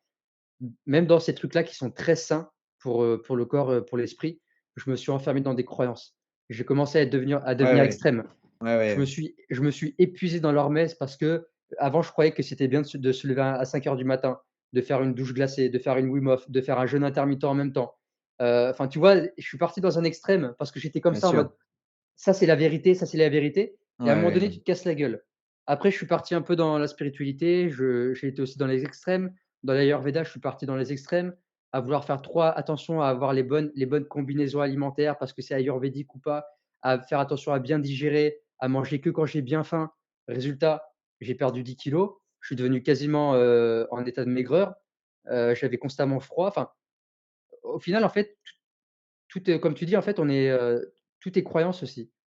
Moi, j'ai de plus en plus, je remarque que tout est croyance et que des fois, on peut être régi jusqu'à la mort par la même croyance. On va être comme ça, comme tu disais, on a des œillères, on voit qu'un truc, qu'une croyance et on y croit à fond. Mmh. Alors qu'en fait, on a juste à si on veut, par exemple, à changer de lunettes et à se dire: «Aujourd'hui, je décide d'adopter une nouvelle croyance et je teste». Là, aujourd'hui, j'ai pas mal testé l'hormèse et par exemple, là, ces derniers temps, j'ai plus envie d'être à l'écoute de mon corps, être un peu plus dans «le confort» entre guillemets. Alors ça veut pas dire que j'ai arrêté d'être dans l'inconfort, je continue à faire, ma douche froide le matin, à faire des respirations et cetera. Mais, j'ai envie d'expérimenter autre chose, de me dire: «OK, maintenant teste des fois de pas prendre des douches froides tous les jours». Alors des fois, Mmh. je me force à pas prendre de douche froide et c'est un truc de fou tellement que j'étais habitué, tu vois? Pour me dire: «OK et vois ce que ça fait en fait, de cocooner». Vois ce que ça fait de vraiment respecter le cycle naturel de la nature. Par exemple, là, c'est l'hiver, Mmh. heu, ralentis en fait. Parce Mmh. que tu vois, il y avait un hiver où, je leur demandais trop à mon corps, c'était, douche froide, je me levais tôt, enfin, c'était beaucoup de café, tout ça, j'étais tout le temps au taquet et je me suis épuisé, en fait. Et du coup, ça implique même moi de devoir me forcer des fois à dire: «Diane, calme-toi, essaie de tester autre chose et vois ce que ça donne». Et des fois, tu vois, j'avais par exemple la croyance de: «Si jamais je prends pas de douche froide le matin, si je fais pas ma respiration Wim Hof le matin, je vais pas j'ai peur de pas avoir de l'énergie. Si je fais pas mes étirements de yoga le soir avant de manger, j'ai peur de pas bien dormir parce que ça aura pas suffisamment relaxé mon système nerveux». Mmh. Et il suffit que des fois, tu te retrouves dans une situation où tu peux pas faire la chose en question pour te rendre compte que: «Ah bah, en fait, finalement, j'ai réussi à bien dormir, même si j'ai pas fait Ouais, mes ouais. étirements». Tiens, Mmh. aujourd'hui, j'ai eu une putain de belle énergie, j'étais enthousiaste alors que j'ai pas pris ma douche froide et que j'ai pas fait ma Wim Hof. Et des fois, on Mmh. va péter comme ça des barrières et il y a des fois, je suis rentré dans des trucs comme ça. Ça a duré pendant des mois et des mois en me disant: «Il faut absolument que je le fasse, il faut absolument que je le fasse parce que sinon je ne vais pas être bien, ou quoi». Et le jour où je suis dans une circonstance et il faut qu'il y ait une circonstance extérieure qui fait que je ne peux pas faire la chose en question pour me rendre compte qu'en fait, ah bah, en fait non, c'est une croyance Mmh. et que ça pète en fait. Ouais, carrément, mais c'est important d'avoir cette humilité et cette, ce recul justement pour, dès qu'on voit qu'on est trop ancré dans une croyance et souvent quand même, ce qui marche beaucoup bien et c'est ce que fonctionne beaucoup aujourd'hui avec, tout ce qui est marketing, c'est d'utiliser nos émotions pour pouvoir, je vois beaucoup, dans les régimes véganes ou autres, où on va, parler de l'éthique des animaux, on va parler, des on bah, pareil, c'est un peu avec, tout ça, c'est un peu voir toujours l'extrême et la peur. Mais c'est vrai qu'après, on va rentrer dans une communauté avec des gens qui nous comprend, avec des gens qui nous poussent et puis, si ça se trouve, tu es en train de te bousiller la santé parce que tu es végane et que c'est peut-être pas bon pour toi. Mais vu que tu es végane, ben, C'est vu que bien, voilà, vu que c'est à la mode, vu que c'est voilà. bien, vu que je prends soin des animaux, vu que, que je suis dans une communauté de hippies qui sont sympas. Bon après c'est un peu les clichés du végane, mais c'est pour prendre l'extrême, pour faire comprendre mon exemple. Mais c'est vrai qu'on peut vite arriver sur sur, sur trop croire justement une croyance. C'est nos émotions qui parlent, c'est plus vraiment un raisonnement où on va prendre en recul et je pense que et de toute façon, ça même les plus grands qui ont les plus grandes humilités le disent, il faut rentrer dans les extrêmes pour en tirer les bénéfices, pour en tirer les leçons, pour en tirer des erreurs et cetera, pour ensuite savoir: «OK, je sais que manger vegan, ça peut m'apporter ça de bien et c'est cool. Manger carnivore, ça peut manger ça de bien et c'est cool». Ça, c'est des choses qu'on voit beaucoup avec l'alimentation et une fois que tu as épluché un petit peu les extrêmes et que tu as à peu près perçu, les bons côtés de les extrêmes ce qu'ils peuvent t'apporter, bah, tu arrives à créer une harmonie où, bah, si une personne, elle est comme ça, elle vit comme ça ou si une autre, elle a telle nationalité ou hem, telle immunité et cetera, ben, on va pouvoir l'amener justement avec des principes plutôt que des règles à lui dire, bah, par rapport à tout ce que j'ai pu apprendre, par rapport à cette, lunette justement d'expert, le mieux ce serait ça pour toi et pas rentrer dans ce dogme-là et et pour en venir à ce que tu disais tout à l'heure, nous on utilise beaucoup le terme avec Pierre de volatilité. Le Ouais, fait de toujours quand même aller chercher à adapter ton corps à ce truc où, bah, comme tu le dis, aujourd'hui, ça te demande une grosse adaptation de ne pas prendre de douche froide. Comme à quelqu'un, quand tu lui dis: «Bah, maintenant, il faut que tu te mettes au sport parce que, tu as besoin de booster ton immunité». Ton corps s'adapte toujours à quelque chose. Donc il faut savoir créer. C'est pour ça que aussi pour les adeptes du jeûne intermittent, aujourd'hui, j'aime bien dire aux gens: «Apprenez à votre corps à ne pas jeûner aussi, tu vois? Pour vraiment ouais, avoir les bienfaits du jeûne, apprenez à ne pas jeûner. Pour avoir les bienfaits et tu vois, le sport, c'est l'exemple parfait, tu vois? Mais pour, avoir des performances dans le sport, moi, c'est mon domaine, tu es obligé d'avoir des phases de récupération. Sinon, tu vas droit dans le mur, tu rentres en surentraînement, tu rentres dans la blessure et ça va pas le faire et Et c'est pour ça que tu demandes de l'adaptation. C'est même il y a des jours pour les addicts de l'entraînement, ne pas s'entraîner un jour, c'est dur parce que, mmh, en plus, bah, comme tu dis, maintenant on a les réseaux sociaux, donc on voit les autres s'entraîner. Donc si on fait rien, on a l'impression que, bah, on va pas avancer aussi vite exactement. qu'eux. Toujours cette course contre la montre où il faut vite que je puisse avoir mes résultats au lieu de comprendre que c'est tout le cheminement d'une vie, qu'il faut prendre son temps au final si on veut. Limite, l'objectif qui serait le mieux pour la santé, ce serait la longévité, quoi. Ouais, carrément, hein, Mmh. carrément. Et j'aime bien ce que tu dis parce que ça me fait penser à une phrase qui dit, le maître maîtrise les opposés et ça, moi, c'est un peu mon tempérament et je sais que j'ai parlé avec beaucoup de personnes qui sont pareilles. Généralement, quand on est des personnes qui adorent expérimenter comme toi, je pense, où tu as dû faire beaucoup de tu as dû tester beaucoup de choses, on passe forcément par les extrêmes et en fait, à force en goûtant les opposés, en fait, on finit par trouver l'équilibre, ce qui est Ouais. juste pour soi. Et quand on Mmh. arrive à maîtriser les opposés, c'est là où on devient vraiment maître dans un domaine. C'est-à-dire qu'on n'est plus Mmh. on est détaché de tout dogme, de toute croyance, on est détaché de nos émotions et qu'on fait la chose quand vraiment on le ressent que c'est bon pour nous, que c'est juste Ouais, pour nous. ouais, ouais. Et ça demande du temps, ça demande des années et parfois, tu vois, là, je commence seulement à trouver l'équilibre, j'en arrive vraiment et il y a des fois, bah, encore je suis un être humain, il y a des fois, je peux partir pendant quelque temps, je vais repartir dans un petit extrême et puis hop, je vais revenir, tu vois? Carrément. Carrément, ça résonne complètement, c'est assez dingue, que parce que toi, tu es, je pense qu'on est de la même année. Ah, Moi, je suis de 95. bingo. Bah, voilà, 95, ouais et du Et coup, tu quel signe? poisson, Oh putain, pas loin. C'est bientôt ton anniversaire là? ouais, mars, Mars? ouais. Je suis en Verseau. Ah ouais, ouais. Ah mais c'est ça, je pense qu'il y a des connexions qui se font et toi, justement, on peut se «qualifier» entre guillemets de la nouvelle génération, si tu veux, même si, il y a encore des gens plus jeunes ou autres, mais est-ce que tu penses que quand même la génération qui arrive, vont essayer de plus en plus, de se reconnecter un petit peu avec tout ça, comme nous on peut faire actuellement? En fait, ça va rejoindre ce que je disais tout à l'heure, Ouais. quand je parlais des opposés au niveau technologique et de la nature et je pense que la jeunesse, malheureusement, ça dépendra de la famille dans laquelle elle va naître. Ouais, Si ouais. elle vit dans une famille qui est à fond métaverse, ouah, Mark Zuckerberg, c'est le nouveau dieu sur terre, on bouffe des pizzas lyophilisées comme dans Retour vers le futur ou quoi, bah, le gamin, il va être conditionné comme ça parce Ouais, ouais. qu'on arrive, ça tu le sais, on arrive, sur terre, on est le disque dur est vide, neutre Mmh. et ensuite on reçoit les croyances, les dogmes, les peurs, les perceptions de ceux qui vont nous élever, nous éduquer. Donc c'est un petit peu ça va être un petit peu là la course de qui va arriver en premier, tu vois? Je pense, je sais pas trop. Mais ouais, moi je pense que ça viendra en fait en fonction de malheureusement, hein, de où la personne va naître. Heureusement ou malheureusement. Après encore une fois, c'est mon jugement. Bien sûr. Il y a des personnes qui vont dire que le métavers, ça va être la révolution, que ça va être magnifique et tous ceux qui sont à fond dedans parce que profondément l'être humain, tout ce qu'il fait en fait, il croit que c'est bon. Il pense que c'est bon, c'est juste ce qu'il fait. Une personne qui est à fond dans le métaverse, qui se dit: «Moi, je veux mettre», un Elon Musk qui dit: «Moi, je veux créer de la je veux que l'être humain puisse vivre sur Mars.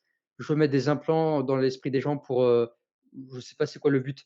Il croit faire quelque chose de bon, en fait, Mmh. Bien tu sûr. vois? Et pour prendre un autre cas qui va être extrême, par exemple, tu prends Hitler, il était persuadé de faire le bien. Tu prends les plus gros dictateurs sur la planète Terre, ils sont persuadés de faire le bien. Tu prends un mafieux, un gars de la mafia qui va éliminer, du bétail comme ça en je sais pas, en butant des gens, il va se dire: «Moi je fais le bien», tu vois?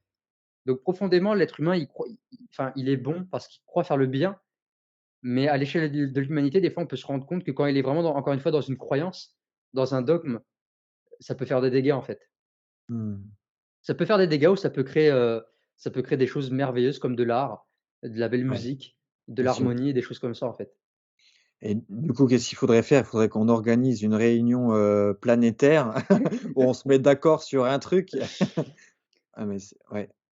Bah, là, ce serait interminable parce qu'encore une fois, il y a chacun qui exposera son croyance et ses dogmes, qui diront que: «Non, mais ça, c'est vous les véganes avec vos conneries, à cause de ça, vous êtes en train de détruire les sols parce que vous produisez trop de tofu» et puis tu as le végan qui dit: «Ouais, mais à cause de la production des animaux, ça consomme trop d'eau» et en fait, à chaque fois, on va remettre la faute sur l'autre donc tu peux regrouper, une table avec, je sais pas, une personne par pays qui va représenter le pays et chacun aura sa croyance et il va dire: «Non, mais toi, c'est de la merde, c'est moi qui a raison».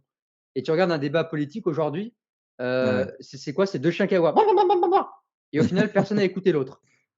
Tu vois ce que je Ouais. c'est en fait et donc du coup, en fait, confronté un carnivore avec un végane, ça va finir par s'engueuler, ça va pas être constructif et au final, personne n'aura appris de l'autre, en fait. Mmh. Donc voilà, c'était pour pour partager ton hypothèse, Ouais, non, mais est-ce qu'on trouvera quelque chose? Je sais pas, mais on verra bien, hein, comme tu as dit, il faut, détachons-nous un petit peu de tout ça, de vouloir, tout connaître, de tout vouloir, être partout à la fois, de vouloir, connaître ce qui se passe à l'autre bout du monde. Et c'est déjà de te centrer sur toi, de voir, ce qui se passe à tes pieds, de la beauté de ce que tu as, simplement en contemplant, sans forcément être, forcément, un fou à vouloir, voir, exactement ce qui se passe, tu vois? Mais moi, c'est ce que je dis aux gens. Et puis c'était une interview de Yann Arthus Bertrand, si tu connais ce Pas du tout. documentaliste, c'est un grand photographe, vidéaste qui a fait, des très beaux, documentaires animaliers. Et du coup, il était, interviewé sur Thinkerview, qui est une, chaîne sur YouTube qui justement aime bien rentrer, dans la profondeur des choses pour essayer de comprendre qui peut être derrière, toutes, ces Mmh. problématiques, actuelles. Et il expliquait que c'est une personne du coup qui a fait les pays du monde entier pour, voir les plus beaux paysages, photographiés, filmés, vraiment des choses incroyables. Mais il a remarqué que la plus beau beauté qu'il avait, c'était vraiment à ses pieds, parce que pendant le confinement, il a fallu qu'il reste chez lui et que l'endroit le plus beau qu'il ait jamais visité de sa vie, bah, en fait, c'était son jardin. Il a pu Waouh! voir, en fait, pendant, ces quelques mois du confinement, toute la beauté que pouvait avoir la nature, de se reconstruire, de pouvoir, heu vivre en harmonie. Tous les matins, il allait, dans son jardin et puis il pouvait voir, il observait, chaque, plante ou espèce, vivante ou autre agir. Et puis tu vois, il essayait de voir un petit peu, comment, on arrivait à bourgeonner, comment un arbre arrivait à bourgeonner, à pouvoir faire une feuille, une fleur, un fruit. Et juste en contemplant au même endroit cette même chose tous les jours, il a dit: «Ça vaut bien plus que tous les plus beaux endroits du monde». Tu vois? C'est Il ouf, a quoi. il a retrouvé son âme d'enfant, c'est ce qu'on a perdu nous. Ouais, l'émerveillement, quoi. Ouais, quand tu regardes un enfant, en fait, c'est un je sais plus qui c'est qui disait ça. Il disait, en fait, un enfant, c'est un vrai, c'est un il t'apprend la vie, en fait. Il est spontané, il est dans le présent, il pense pas au passé, il pense pas au futur et il est là, il est dans l'émerveillement. Et Mmh. et ça, c'est un truc ça me parle ce que tu me dis parce que c'est vraiment quelque chose que, depuis que j'ai cette ouverture à la spiritualité, j'ai retrouvé, en fait, cet émerveillement. Je suis un peu comme, ce monsieur, c'est-à-dire qu'à chaque fois que je vais faire une marche, là, dans ce matin, j'ai fait une marche et je regarde tout, la moindre courbure organique des plantes, la manière dont est façonnée une plante. Là, tout à l'heure, tu vois, j'ai récupéré ça, j'ai trouvé ça trop beau. C'est un bâton Oui, tu avec as 2, tu vois? Et j'étais baguette magique. émerveillé. Ouais, j'ai c'est ça, ouais. Et j'étais émerveillé, tu vois? Je regardais ce bâton et je voyais que et en fait, c'est ça la beauté, c'est de retrouver cette capacité à s'émerveiller pour un rien et de se réveiller, en fait, quasiment tous les jours avec des yeux nouveaux, comme si on redécouvrait quelque chose. Mais aujourd'hui, on a le mental, il faut devenir sérieux. Comme il dit Le Petit Prince, les adultes après, ils sont devenus trop sérieux, ils font la gueule, ils sont comme ça, ils sont dans le métro et puis, tu vois, oh, encore la même heure et puis c'est la routine et puis, c'est comme, tu sais, c'est typiquement je connais pas en détail, peut-être que toi tu sauras mieux l'expliquer, mais, par exemple, tu es chez toi, tu as la même déco depuis longtemps et puis là, tu décides d'acheter un nouveau cadre et là, il y a que ça qui ressort. Waouh! Putain, ça va Ça trop change bien, tout. c'est beau et une semaine après, tu le vois même plus, tu as oublié. Parce que Mmh. le cerveau, en fait, il l'a balayé Mmh. et encore une fois, faut des fois, je sais pas s'il faut ou pas, mais aller un petit peu à contre-courant, en fait, des processus physiologiques et de garder cet émerveillement. Parce que sinon, je pense qu'on vi l'âme et l'esprit vieillit encore plus vite. Si au final, tout est banal, ce stylo, bon, bah, ouais, j'ai écrit avec, hier, donc voilà, je le connais. Alors qu'on pourrait le prendre et se dire: «Ah ouais, mais en fait, j'avais pas vu que Bic, c'était écrit comme ça. Ah ouais, en fait, c'est un petit bonhomme», enfin, tu vois? Des fois, Ouais, je m'amuse comme ça à ouais, tu as regarder, appris plein de trucs, ouais. ouais, de dire en fait non, et en fait, on sait rien, on croit tout savoir l'être humain, mais en fait, on sait rien. Mmh. Et c'est pour ça que j'aime bien, toujours regarder, scruter, regarder un peu les gens, leur non-verbal, tu vois? Je suis un j'adore. Je suis capable d'être là, tu vois? De regarder et de juste, prendre du plaisir à regarder, être dans l'instant et ça, c'est beau parce que c'est un peu méditatif, c'est un peu un processus méditatif et ça nous ramène aussi à notre humilité d'être humain de on est sur terre, on est juste des êtres humains, on n'est pas des super dieux, on n'est pas des demi-dieux, on connaît rien de la vie. Même tout ce qu'on est en train de parler, là, j'ai l'impression peut-être pour certains de dire des trucs de grands sages ou quoi, mais moi je connais rien de la vie non plus. Bah, On est oui. tous perdus sur cette terre donc encore une fois, tout ce que je partage, c'est des croyances, c'est issu de mes expériences. Mmh. C'est subjectif ce que je dis ou objectif, mais en soi, en fait, on faut pas perdre ce regard d'enfant et cette âme d'enfant parce qu'on Mmh. saura jamais rien. Même le plus grand mystique, même le plus grand sage qu'il y a sur cette terre, un sadhgourou, un ce que tu veux, il détient pas la vérité, il sait rien en fait, je pense. En tout Mmh. cas, dans une incarnation d'être humain. Après, l'âme, est-ce qu'elle sait tout? Je ne sais pas. Mais en tout cas, c'est ce que je crois. Non, mais c'est ça, puis c'est important d'avoir cette humilité de dire aux gens: «Écoutez, moi, je vous dis ce que je pense savoir, de ce que j'ai pu expérimenter, mais c'est à vous maintenant de faire votre propre chemin, de découvrir votre propre vérité, d'aller chercher là où justement ça vous émerveille».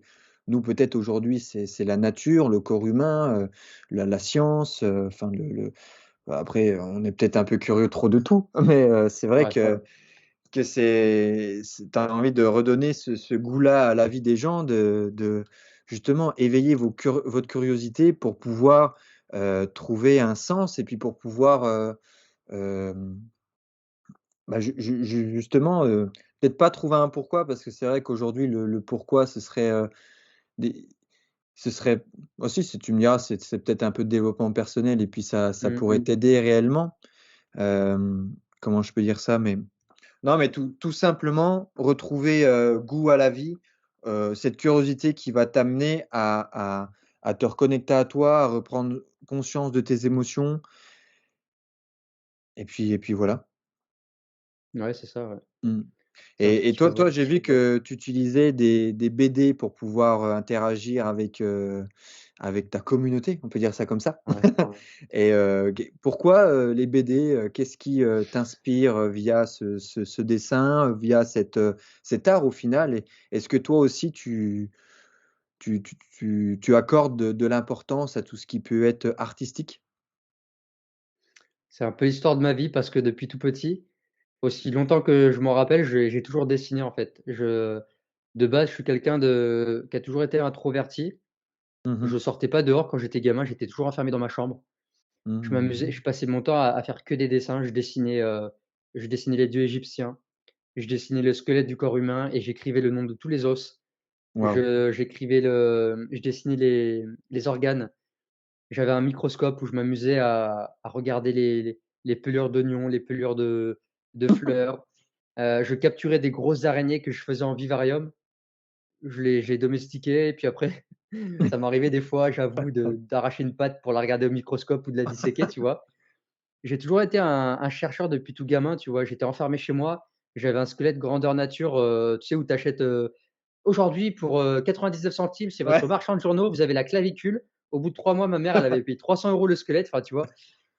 Et j'ai toujours eu cette passion du dessin. J'ai toujours dessiné, toute mon enfance, même gribouillé dans mes carnets de dessin, tout ça. Et puis après, tu sais, quand tu grandis, tu perds un petit peu le truc. Alors, j'ai toujours Mmh. dessiné dans ma vie, hein, mais ces derniers temps, je dessinais de moins en moins et j'étais beaucoup dans le développement personnel, productivité, faut être productif et tout ça. Et du coup, je dessinais moins parce que dessiner, c'était pas productif, parce que dessiner, ça me permettait pas d'atteindre ma liberté financière, et blablabla, tu vois?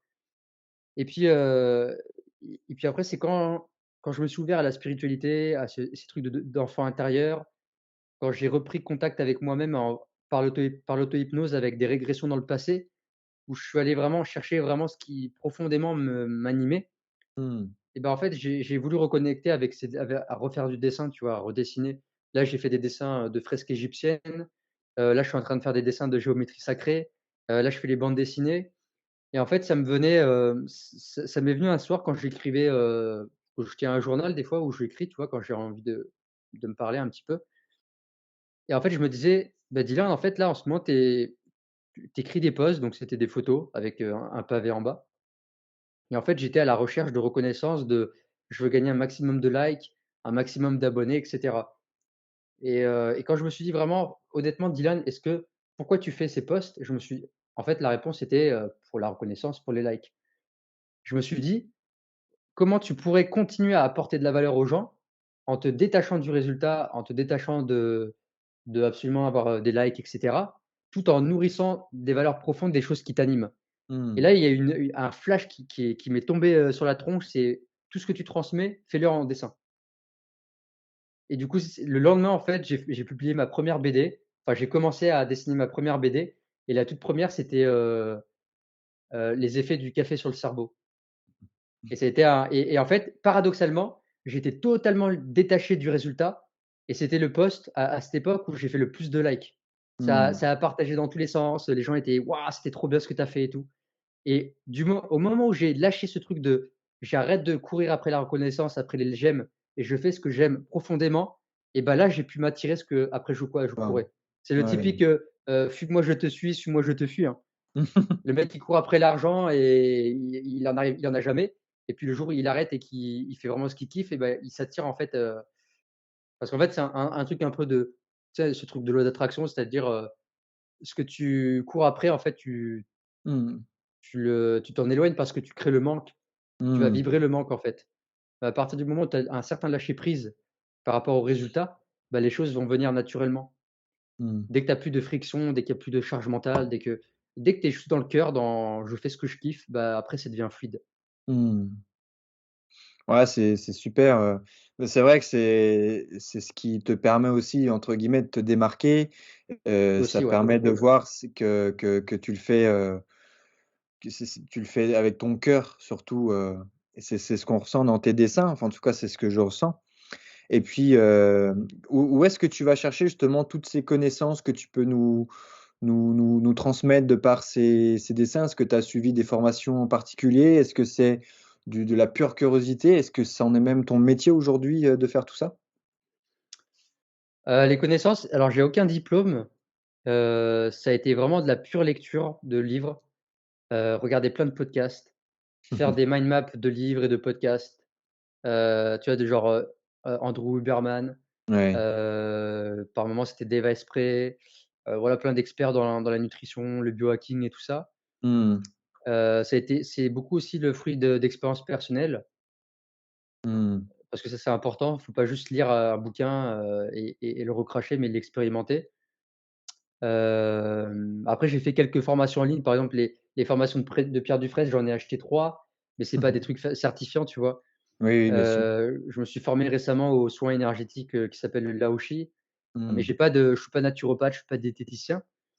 Et du coup, aujourd'hui, je retransmets juste en dessin, voilà, tout ce que j'ai appris, tout ce que j'utilise. Enfin, c'est surtout, en fait, des choses qui me sont utiles à moi et qui sont utiles, je sais qu'une personne qui est dans ce «système» entre guillemets, bah, par exemple, lui faire une BD pour lui dire pour la sensibiliser sur les dangers de la lumière artificielle, je sais que ça va lui faire du bien. Je sais que ça peut potentiellement être pertinent pour certaines personnes qui vont écouter mon conseil. Mmh. Donc je me place souvent à la personne en me disant: de quoi les gens ils ont C'est besoin, mmh. qui pourrait leur être utile et qui concrètement s'ils l'appliqueraient dans leur vie, ça les aiderait. Et après non, là j'ai mon activité mais je n'en vis pas encore. Mmh mh. Donc c'est notamment, j'ai des formations en ligne, j'en ai 2. Il y en a une qui s'appelle, «L'art du sommeil», où je donne toutes les Ouais, stratégies pour optimiser son sommeil, super. et un autre qui s'appelle «L'art du calme intérieur», avec des exercices de respiration, des exercices de conscience, de se réapproprier une respiration nasale de qualité, des exercices anti-stress de yoga, de méditation, hem, voilà, tout plein de conseils. Et à côté de ça, je fais des accompagnements privés, où là, c'est sur 3 mois et vraiment j'accompagne la personne en fonction de sa problématique. Mais c'est toujours encore une fois dans un processus holistique. C'est-à-dire que je vais pas recracher une structure qui va être valable pour tout le monde, ça va dépendre de la personne, en fait. Mmh. Ça va dépendre de son mode de vie, de l'âge qu'elle a, de ses objectifs, de ses problématiques. Enfin ça tu le sais, hein, tu sais que Oui, enfin l'ayurveda, la médecine chinoise, tout ça c'est holistique. Et bien tu as sûr. un organe qui a un problème, tous les autres ils vont en pâtir. Tu as un problème de sommeil, tout le reste va en pâtir. Mmh. Et du coup, en fait, c'est tout ça qu'il faut rééquilibrer. Donc en ce moment, je tends vers vraiment aider les gens à travers mes formations, à travers même le contenu gratuit sur Instagram et ma chaîne YouTube. Et après, par la suite, j'aimerais bien, pourquoi pas créer carrément des retraites ou des stages où je pourrais aider les gens à redevenir, tu Top. vois, ça c'est une idée de bande dessinée que j'aimerais bien faire, ça serait j'ai une idée aussi de bande dessinée, de publier, une vraie bande dessinée Mmh. pour, ça serait une BD initiatique où la personne, je l'appellerais de citadin à circadien. Tu vois? C'est une idée que j'ai, mais le processus, ça Top. serait d'aider la personne à l'amener, à une reconnexion à elle-même et à la nature, avec des processus uniquement, naturels. Ah bah, c'est top, moi je peux t'encourager qu'à ça et si un jour tu sors ça, il faut nous le partager, parce que je pense que ça peut être, une Ouais. très belle source, d'inspiration et de lecture et qu'est-ce qui t'est arrivé toi à vouloir, entre guillemets «autant» parce que je sais pas si tu me dis que tu as baigné quand même beaucoup étant petit dans la recherche, dans le dessin, le corps humain, le vivant au final. Hem Et qu'est-ce qui t'a amené à vouloir autant justement aider les autres, à autant être dans cet, aspect, santé, et reconnexion avec soi et à la nature? Ben en fait, ça a été un cheminement, c'est pas arrivé comme ça d'un coup. OK. En fait, si tu veux, le processus, il a commencé à mes 18 ans, quand j'ai perdu mon père qui s'est suicidé, en fait, à mes 18 ans, mon père s'est suicidé Mmh. et donc du coup, ça a été un gros choc. C'est là où, du coup, Mmh. j'ai déménagé à Marseille 1 an après et je suis passé vraiment par un stade de mal-être où j'étais vraiment pas bien dans ma peau, dans mon corps. Pour le Mmh. coup, je me couchais à 4 heures du mat et je me réveillais à 14 heures. Et puis, c'est parti juste d'un truc, c'est mon meilleur ami, un jour, il m'a envoyé un message, il m'a dit: «Ouais, j'ai commencé un programme en ligne de sport qui s'appelle Insanity». C'est un truc qui dure 2 mois, c'est du cardio, Je connais, je l'ai biologique. fait. Tu l'as fait? J'ai commencé par ça aussi mec, pour pouvoir faire ma Ah! transformation parce que C'est pareil, moi énorme. j'ai commencé le sport parce que j'étais en surpoids et que j'avais un gros mal-être et j'ai commencé aussi par Insanity. Putain, génial. Je l'ai fait Ça, c'est ouf. aussi, i c'était ouf ce programme, ouais, ça me Ouais, rappelle des souvenirs. Tu me dis ça, j'avais complètement zappé, mais c'est vrai que bah, ça, c'est dingue. j'ai fait ça en parallèle avec, avec aussi un coach qui a complètement du coup, bah, changé ma vie, qui est le père de mon meilleur ami. Parce qu'en fait, dans ces moments-là, de cette période-là, c'était à mes 18 ans où justement, je m'auto-sabotais, on va dire, hein. L'auto-sabotage, moi, m'a beaucoup appris en tout cas et Mmh. hem et j'étais en surpoids et du coup, j'étais un peu rebelle contre tout, j'aimais pas l'école et cetera et jusqu'à ce que je loupe, ma première année au bac et que, bah, je dois, redoubler, tu vois? Puis mon meilleur ami à cette époque-là, qui lui partait chez les moines Shaolin en Chine, parce qu'il a toujours, fait des arts martiaux depuis qu'il est tout petit et lui aussi qui a connu de grosses tristesses et de gros traumatismes dans son enfance, s'est dit: «Ben, c'est l'heure de le faire quoi, d'aller chercher ce cheminement, peut-être pas spirituel, mais de me recentrer sur moi» et du coup, il m'a dit: «Bah, écoute, moi, je pars 1 an en Chine. Toi» en gros, il m'a pas trop laissé le choix, tu vois? Il m'a dit: «Toi, sachant qu'on est meilleurs potes, quand je reviens dans 1 an, on se prend un appartement et puis on va dans une ville étudiante pour pouvoir faire nos études ensemble. Mais par contre, tu as 1 an pour trouver un sens à ta vie, pour trouver ce qui te passionne, ce qui te fascine et à te reprendre en main, perdre du poids et tout le bordel». Donc je lui ai dit: «OK, vas-y, on fonce» et du coup, je me suis inscrit dans la salle de son père où, qui m'a pris en main et puis c'est une salle, un peu, son père, coach Fab s'il m'écoute, qui c'est un ancien militaire donc tu vois, il faut Ouais, arriver ça à doit être dur, l'heure. ouais. Ouais. Moi, il m'envoyait des messages, c'était limite des fois j'étais en en complète là. «Ce soir, tu es inscrit au cours». Alors que j'avais même pas dit à mes parents: «Est-ce que je peux aller au sport et tout?» C'est lui qui me disait, «Ce soir, tu viens, sinon, si tu reviens demain, je te louperai pas», tu vois? Donc bah, ça m'a quand même bien aidé, ça m'a remis dans le droit chemin et du coup, j'ai trouvé cette passion par le sport, non pas forcément pour le sport, mais parce que, le fait de pouvoir revivre pour, se redonner une santé, d'enlever tout ce poids qui pesait, d'enlever tout ce tout c'est un tas de choses. Après comme, toi tu l'as mentionné juste avant, c'est un chemin de vie, tu vois? C'est pas d'un seul Mmh. coup j'ai perdu du poids et puis, c'était la renaissance complète de Victor et puis et Ouais. cetera. Non, je suis repassé par des moments difficiles où je me suis, saboté, auto-saboté autrement, jusqu'à ce que je trouve une réelle harmonie, tu vois? Mmh. Mais c'est vrai que Ouais, du coup, bah, ça me fait penser, donc au programme Insanity je suivais ce programme en même temps. Voilà, parenthèse fermée. Oh. Ça a dû être radical la transformation là. Ouais, ouais, c'était cool. C'est génial. Ah, ça me parle beaucoup. Ouais. Ouais et comme tu dis, ouais, c'est un cheminement, c'est-à-dire qu'après, bah, tu fais tes recherches. Par Mmh. exemple, après Insanity, bah, ça j'ai vu mon physique complètement transformé et jamais de ma vie, Mmh. j'aurais pensé avoir un physique comme ça et automatiquement, j'ai commencé à mieux manger. J'ai Mmh. commencé à m'intéresser un petit peu à comment mieux manger et j'ai commencé à me lever plus tôt parce que je voulais faire mon sport le matin à 10 heures. Donc je me suis dit: «Bah, il faut que tu te lèves à 7 heures pour pouvoir prendre le petit déj et avoir digéré pour pouvoir faire mon sport». Donc du coup, il y a plein de petites habitudes qui ont commencé à être intégrées. Puis après ce programme, je me suis dit: «Bon, bah, je vais pas m'arrêter là». Donc du coup, je me suis inscrit dans une salle de musculation et après j'ai un coach dans la salle de musculation qui m'a prêté un bouquin qui s'appelle Hit de Gilles Lartigot, où là, j'ai pris une baffe, je suis passé végétarien de manière radicale et après entre temps, j'ai été, distributeur avec Herbalife Nutrition. Je pense que tu dois Mmh. connaître. Ouais. Donc ça a été, 2 ans de ma vie aussi où j'ai baigné dans ça et après après justement mon ouverture à la spiritualité, je savais au fond que les compléments, la poudre, tout ça, c'était pas la Mmh. solution, tu vois? Donc j'ai tout lâché du jour au lendemain, cette activité. Je me suis tourné vers l'hormèse, vers la respiration Wim Hof, les douches froides, le jeûne intermittent, le bulletproof coffee, la diète cétogène. Enfin, j'ai fait plein de tests, le 1 repas par jour et voilà, après c'est par, tâtonnement, à goûter les extrêmes, à expérimenter, à voir ce qui marche et puis, bah, forcément, je pense que c'est le cas pour toi aussi, un jour tu as envie d'en parler aux autres parce que ça t'a fait du bien et que ça t'a changé Mmh. et que profondément, je crois qu'on a envie de on est sur cette terre pour aider son prochain, pour transmettre et pour faire quelque chose qui nous épanouit et en fait ça drive en fait d'aider les autres dans leur processus à les aider à changer, tu vois? Il y a rien de plus beau que de voir, le cheminement que fait une personne parce que tu as été là pour l'accompagner. Donc Mmh. voilà pourquoi aujourd'hui j'en viens à ça et heu, c'est une belle mission.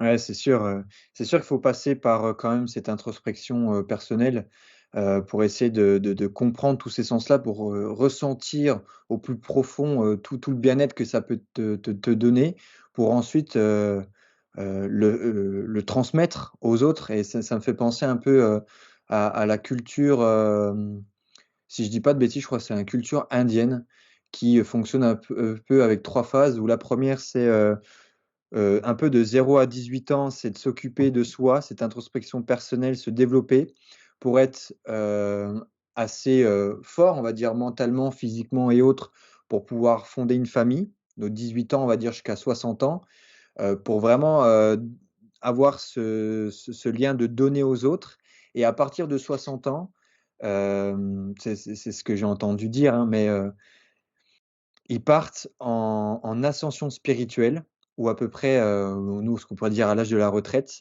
C'est des personnes qui vont, partir en tant que nomades pour vraiment avoir une ascension spirituelle et continuer à transmettre, mais non pas à sa famille pour pouvoir, entre guillemets, «survivre», l'amour et cetera, mais vraiment pour pouvoir éveiller le monde de tout l'apprentissage de sa vie. Mmh. Je sais pas si tu as déjà entendu parler un peu de ça, de ces Non, cultures-là? jamais. Non. Ouais. Non, du coup, ça me fait penser à ça. C'est vrai qu'au final, quand tu as cette, réelle intention et volonté d'aider, les autres, c'est quand tu as vraiment et sincèrement et ressenti, à quel point ça pouvait te faire aussi du bien toi-même. Ouais, Et carrément. et après, c'est utiliser entre guillemets, bah, l'expérience, le pouvoir des mots pour pouvoir le faire ressentir à la personne. Parce que c'est là où je peux avoir un petit problème avec toutes, ces ventes marketing qu'on peut avoir en ce moment. C'est, vous êtes ils vendent beaucoup de choses en, bah, vous êtes expert dans un truc, vous êtes très bon, mais vous savez pas vous vendre. Alors ça, c'est pour certaines personnes, c'est le cas, mais je me demande si est-ce que tu arrives pas aussi à autant bien te vendre parce que tu as au final pas aussi bien compris que ce que tu penses, tu vois? Ça, c'est pour ça, je vois, il y a des gens qui se concentrent Après, on est tous curieux et puis on aime bien savoir, ce qu'on est capable de nous donner, même si c'est du marketing. Mais, je me rends compte qu'il y a énormément de gens aujourd'hui qui, ont tellement, pratiqué cette introspection qu'ils ont plus besoin de se vendre et qu'ils sont juste reconnus pour être eux, pour avoir, une vision de pensée qui, est un peu différente des autres. C'est ça qui fait aussi que les gens se retournent. C'est soit au début, c'est sûr, tu sais, c'est un peu ce discours. Au début, tu as l'impression que c'est un peu fou pour qu'ensuite, on se rende compte que c'est complètement évident, ce qu'on te Ouais. dit, hein. Je l'ai formulé d'une autre manière, c'est pas vraiment ça le truc, mais Ouais, je comprends ce que tu veux dire, je vois le processus. ouais.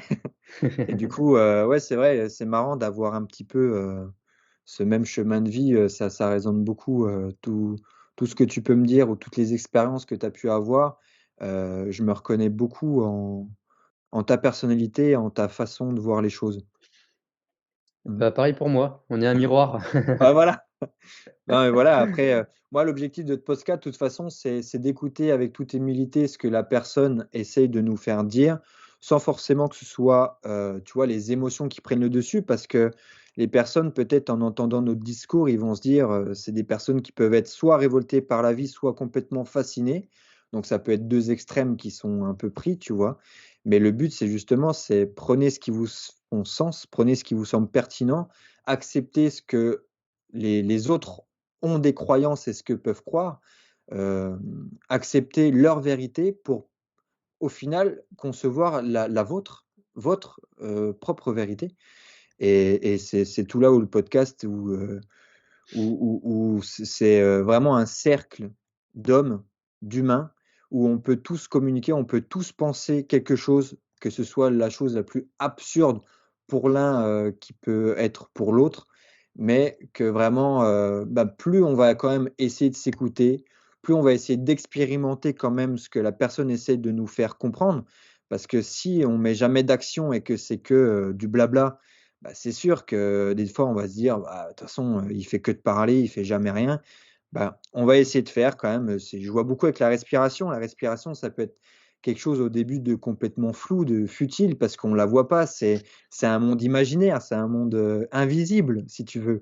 Et au final, quand tu te rends compte que «l'invisible» entre guillemets comme l'air, ça peut te procurer des sensations qui sont, réelles, bah, c'est là où tu peux vite avoir une autre vision, une perception de la vie. Carrément. Ouais. Ça rejoint ce qu'on disait au début, c'est d'avoir la de croire sans même le voir. Ouais. C'est là où il y a toute la magie qui se produit quand vraiment on s'ouvre au monde, qu'on ouvre son cœur, qu'on arrête d'être rigide d'esprit, fermé d'esprit, il se passe des belles choses. Mmh. Et de toute façon, faut le vivre parce qu'encore une fois, comme tu le disais, on peut lire des livres de spiritualité, on peut te dire: «Oui, il y a des mondes, il y a je sais pas, il y a des anges gardiens, il y a, le sentiment d'unité, on est un, en fait, on n'est qu'une entité sur terre». Tu peux le dire, et le recracher de manière intellectuelle, hein, mais si tu l'as pas vécu profondément, Ouais, ouais. tu vas pas vraiment le comprendre. Mmh. Bah, c'est ça ce qui fait que, on peut vite arriver, comme tu dis, à rester ancré que sur une seule croyance ou une seule extrême. C'est parce que aussi, vu qu'on n'expérimente pas d'autres choses, le fait d'expérimenter, des fois, ça nous dit, heu, la personne a réussi à nous vendre un truc de ouf, tu vois? On se dit: «Ah ouais, ça fait sens, c'est vrai, c'est comme ça», et quand tu l'expérimentes vraiment, des fois, tu te dis: «Dans mes ressentis, mais c'est pas ce que le gars m'avait vendu quand même», tu vois? C'est Ouais. bizarre. On va prendre du recul, on va essayer autre chose et on va voir ce que ça donne. Et là, tu te dis: «Bah, en fait, le gars, ce qu'il me vendait, bah, il avait, à mon sens et par rapport à ce que j'ai pu expérimenter au final, 80 raison, mais il y avait 20 il a peut-être pas pensé à ça le gars», tu vois? Et c'est là aussi où tu arrives, où toi, par rapport à tout ce qu'on a pu, tout ce qu'on a pu vivre, tout ce qu'on a pu expérimenter, tout ce qu'on a pu lire, ça t'amène ta propre façon de voir les choses et ça t'amène à instruire les autres d'une manière qui est différente, à ta propre manière. Ouais, Et c'est là carrément. où on enlève tout ce discours où, tu es obligé d'avoir une blouse blanche, où tu es obligé d'avoir un diplôme, où tu es obligé d'avoir un statut pour qu'on puisse te croire, tu vois? Et aujourd'hui, on est beaucoup trop focalisé à croire des personnes qui, sont dans le paraître et dans ce statut, plutôt qu'à des personnes qui se donnent corps et âme pour pouvoir ressentir au plus profond d'eux-mêmes ce qu'on essaie de nous apprendre. Mmh, tout à fait.